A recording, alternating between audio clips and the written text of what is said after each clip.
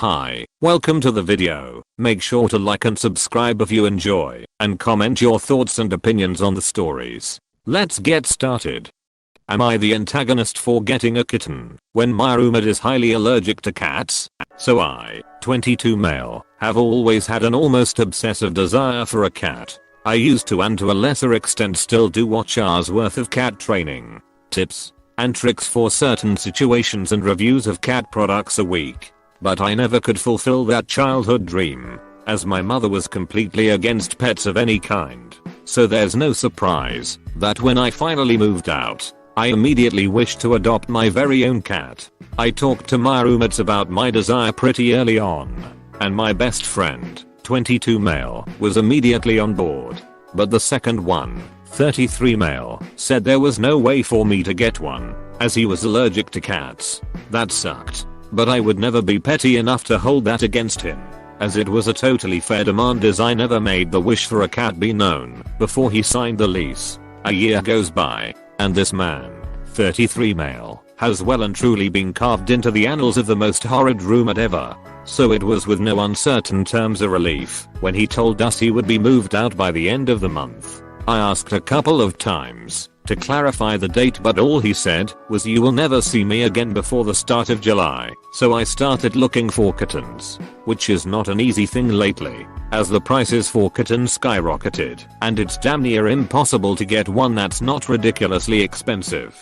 And I'm talking upwards of $1,000 or more after a lot of weird cat owners. I finally found probably the cutest thing to ever exist, and all for the price of $100. I started buying the necessities. The scratch post, kitty litters, a big 10-kilogram bag of cat food the seller recommended, and probably an unhealthy amount of toys. The kitten would be ready for pickup on the 4th of July, which fitted perfectly when the roommate, 33 male, would move out. I think he noticed all the supplies I bought, because he confronted me about it earlier today and scolded me about how inconsiderate I was to get a cat when he was allergic, that I hadn't consulted him, etc., etc.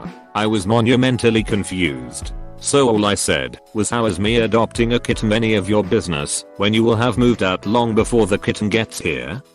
He blew up, got pissy, and said that he wasn't moving out before the end of July instead, and that I just had to cancel my deal with the sweet lady who I bought the kitten from. I told him in no uncertain terms to kindly piss off, and that I can't bend over backward for his whimsy planning. I talked to my landlord, and he is fully on my side of this. But there's that little voice in my head asking me, am I the antagonist? Now for the top comments. NTA, you planned this out so that you would have the kitten after he moved. He flipped the script on you at practically the last minute, which is not fair. So, he can either stock up on meds, or move out, like he was supposed to.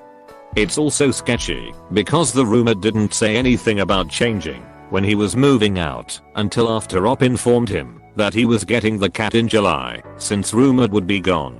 Then the roommate flipped the script and said, "Well, I won't be gone by then, so you'll have to cancel." It seems to me as if the roommate didn't want to have to admit that he was being an ass for getting mad over Op having the cat supplies, and just needed to say something to not be in the wrong. Part of me wonders if he wasn't telling the truth here and was just pulling stuff out of his ass for the sake of arguing. If this is the case, he may magically disappear the last day of June. But either way, if he keeps bringing it up, I'd say, well, sounds like you'll need to change your moving schedule to be out in time if you don't want to be around the cat. Why should you, the person who has carefully timed out this decision based on the date that he gave you, have you rearrange for him? NTA, but for the cat's safety, please do not bring it into the house until this housemate is gone. Am I the antagonist for telling people in school about my dad's affair with his wife? I, 16 male, live with my dad, his wife, and the kids they have together, who are 12 and 9. I actually had very little contact with my dad until 2 years ago, when my mom got sick and ended up in the hospital. She died 3 months after going into the hospital. Then I got stuck with his happy little family. My parents were married when my dad met his wife. She worked with him, and they started an affair. The affair only came to light when she got pregnant. I found out about it through my aunt and uncle. I stayed with my mom. Dad sometimes saw me I have never been afraid to be honest about why I don't like living with my family. I have talked about it in school since I moved in with them in their small ass conservative town. Word has gotten out more, and my dad's wife found out how people will judge. She was grocery shopping, and a friend of hers told her to stay away from her husband. Things got out from there. They also found out I mentioned how my parents' marriage only ended because dad got his wife pregnant during the affair. Their kids never knew about this and found out via mean kids at school. They ended up confronting me over it, and I told them they were coming to the wrong person if they wanted an apology because I didn't give a shit about their feelings or them being embarrassed. Dad told me I had a shitty attitude. I told him he shouldn't expect me to celebrate their affair or their relationship.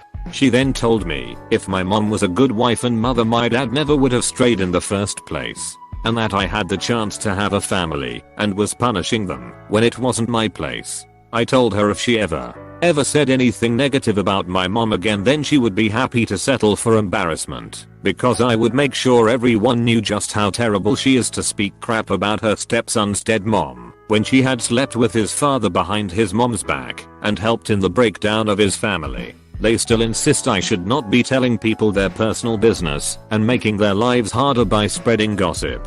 Am I the antagonist? Now for the top comments. NTA. She then told me if my mom was a good wife and mother, my dad never would have strayed in the first place. What kind of old-fashioned crap is that? Oh, please tell everyone you know what your stepmom said. Wow, what a piece of work. Lol. Your dad doesn't get to have an affair without it affecting his children and their mother. You can't cheat in a vacuum. Therefore it is not private, since his choices affect people who depend on him. This is a textbook example of play stupid games, win stupid prizes. Huge not the a-hole. You are grieving right now. I'm sorry your mom is gone, bro. Life will get better, but it takes time. NTA, it is their personal business, but it's yours too. You're only speaking your truth. Gasp the consequences of our own actions. Whatever will we do? Am I the antagonist for smearing cake on my daughter's face on her birthday? My daughter's 18th birthday was yesterday. On the eve of her birthday, my son, who is 16, told me about his idea to smash cake and whipped cream on his big sister's face when she woke up. I thought this would be funny and make my daughter laugh first thing on her birthday, so I agreed to do it with my son. I would say my biggest regret here is not telling my wife no about the plan. My daughter woke up at 8 yesterday, and when she first came to the breakfast table, my son and I were waiting. We pounced and we each grabbed a slice of chocolate cake and smeared it onto her face, and I yelled happy birthday. My wife came to our daughter's rescue and started yelling at me, all the while my daughter was just dumbfounded and shocked. My son and I realized we made a mistake and we apologized, and my daughter went to take a shower. The rest of the day was smooth sailing, and my daughter had a fun birthday besides the morning incident, but she was clearly upset at her brother and I. My wife lectured me before we slept about what happened. I get the feeling that my daughter is still upset at my son and I. Am I the antagonist? We thought we would make her birthday more memorable. Now for the top comments.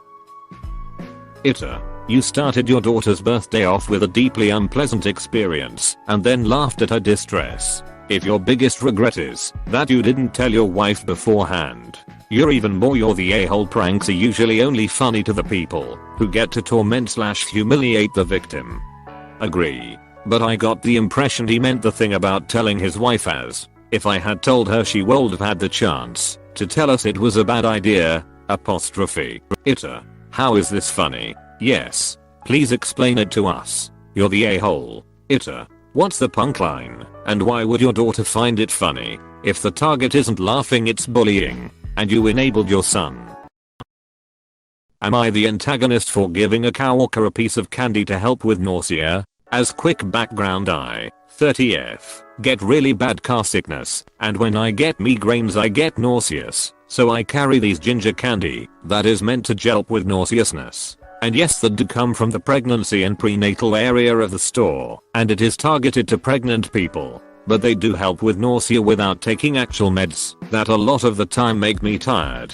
So yesterday morning one of my leads, a 28 male, at work was not feeling and was feeling nauseous, so gave him one of my candies from my bag. I did tell him that it was a ginger candy that was meant to help with nausea. It has seemed to help him, and a couple hours later he asked if I had any more. So I gave him a small handful. Well, I found out this morning that A is upset with me because a supervisor male, 34 male, must have recognized the wrappers to the candies and that his wife used those candies for both of her pregnancy. Now the guys at work are talking about how it was an our move to give him pregnancy treatment that were all natural and had nothing other than natural ingredients to him. And now he is ignoring me.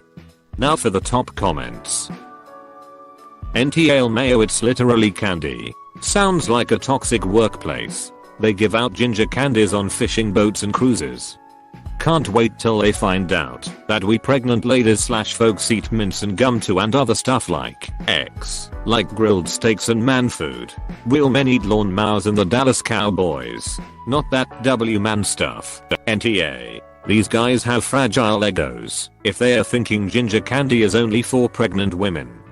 Seriously. I didn't realize all that ginger ale my mom gave me when I was sick as a kid could have led to unexpected pregnancy. What an idiot. It's an herbal remedy used for thousands of years.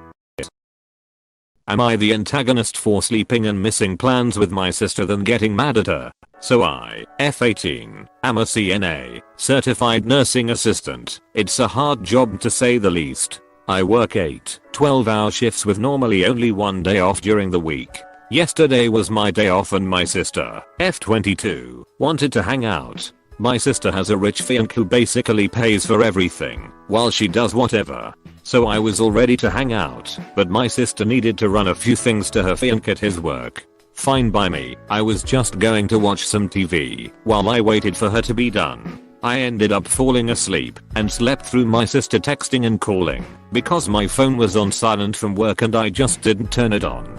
Well, she came banging on my door. I of course woke up. She got mad and said how I barely had to wait for her, yet I still fell asleep. I said, well, I'm tired from having to work. We don't all have a rich fiancé who can pay for everything. She called me a rar and a heartless bitch and slammed my door shut. I got a call from my mom also getting mad at me, saying my sister just wanted to spend time with me, even when I tried to explain how I work all the time and I think I have a right to be tired. It's like nobody cares. So am I the antagonist? Now for the top comments. AITA. What exactly does her fiancé being rich have to go with anything? You keep bringing up how hard you work, and she doesn't. This sounds like jealousy. You only had to answer the door and tell her what happened simply and apologize. There is something deeper here. You're the a-hole, but not just for the reasons I'm seeing a lot on here. It was a pretty low blow to attack her right off the bat for being frustrated. That much is obvious. I want you to think about something though. I don't know if your sister is anything like me, but if I had plans with someone and they very suddenly went from responsive to radio silent, I'd grow concerned pretty quickly that something might have happened and the person I was meant to see was in danger. You very easily could have just told her she startled you and that you were sorry you dozed off. Jumping right to the bitter response you gave her was uncalled for. AITA, you hid below the belt. If I had plans with my sibling and they suddenly fell off the face of the earth, didn't respond to calls, texts, banging on the door, I would assume something horrible had happened and start freaking out. Yes, you're tired, but her having a wealthy fiancé has nothing to do with this argument. This is what I was thinking. She's lucky that the sister only banged on the door and didn't call emergency services in a panic. Am I the antagonist for trying to talk my friend out of taking a paternity test? My friend Nick and his wife Jess just had a baby. I'm close friends with both of them. The baby looks just like Nick. There is no question they are related. One of Nick's friends is a bit of MGTOW type of guy and he brainwashed Nick into wanting to take a paternity test. Nick asked my advice on how to bring up this topic with Jess. I was shocked. I thought their relationship was good and they trusted each other. And the baby looks just like Nick. I started asking Nick questions as to why he thinks Jess cheated. What did she do that made him suspicious? He admitted that she didn't do anything, but he needs this test to be certain. So I told Nick that it's a bad idea and could really hurt Jess. She had an extremely traumatic birth. The baby was huge. She didn't get an epidural and everything ripped. I think she might even have postpartum depression. What she needs is support and love, not accusations of cheating. He kept saying he needs this to be certain and Jess should be understanding. So I asked him how he would feel if Jess asked for a paternity test for him and Anna's, his female best friend's, baby, who was born last year. He said he would be really disappointed in Jess and it would make him rethink their entire relationship, possibly even break them up. But it's different. Because Jess doesn't have to spend money on and raise Anna's baby, thinking it's hers when it might not be. Nick is now mad at me for not supporting and helping him. He says that I'm a woman and I could never understand how it is to the father and I'm not even trying to understand it, which is partially true. But I can say the same thing about him. That he is not even trying to understand how it is to the mother to be baselessly accused of cheating after such a traumatic birth. Am I the antagonist? Now for the top comments. NTA. When you asked him about the other woman's baby paternity test, he gets the point. Then immediately goes, but this is different. If Nick is moving into this mode of being as a result of this other friend's influence, then that guy must really suck. New Nick is not improved. You are supporting him. You are encouraging him not to make a stupid decision. Yes, being a supportive friend doesn't mean validating every fucked up thing your friend says and does. Being a good husband to a woman means breaking ties with any and all incels in your friend group. What kind of friend would do this? He needs to turn his thoughts to why his friend planted those seeds. Usually jealousy/envy is the answer. Raving misogynist.